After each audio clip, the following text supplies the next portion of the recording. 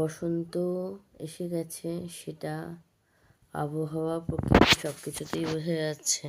রাত 2-2:30টার সময়ও কোকিল ডাকছে, ভাবা যায়? কালকে আমি কচুরলতি কেটে টেটে তারপরে শুয়েছি। কালকে পরশুদিন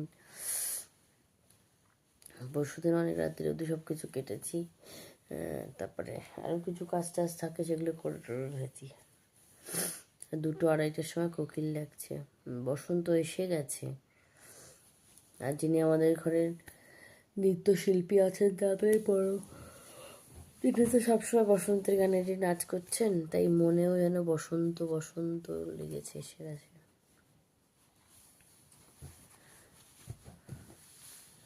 তারপর ঠান্ডাও লেগে গেছে। যতই শীতটা চলে যাক, হোলির আগে কিন্তু একবার ঠান্ডা আসে, দোলযাত্রা, দোলের আগে। তো ঠান্ডাটা চলে গিয়েও আবার লেগেছে। কালকে সকালেও লেগেছে, কালকে রাত্রেও বাইরেও ভালো ঠান্ডা ছিল, আজকেও দেখলাম ঠান্ডা আছে। তাই বললাম লেগিংস পর, সোয়েটার টুপিও পরতে হবে।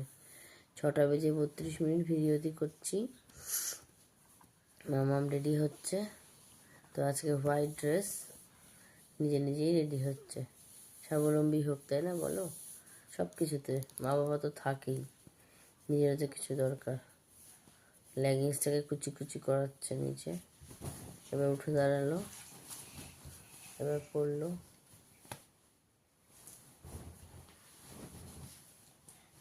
ঠিক আছে, নিচে কুশি বেশি হয়ে যাবে তো না, ঠিক আছে। তো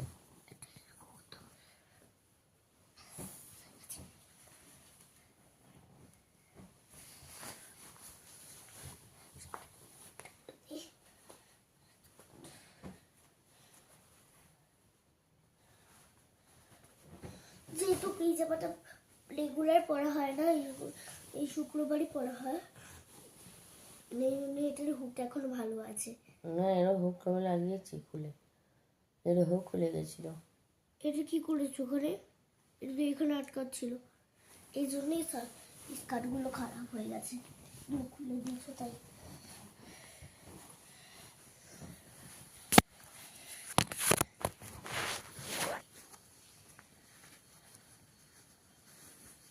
কি ছিল এই জায়গাগুলো স্কার্টে,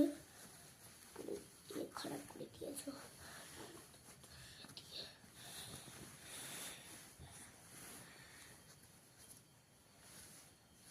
এটা একটু কাছাকাছি।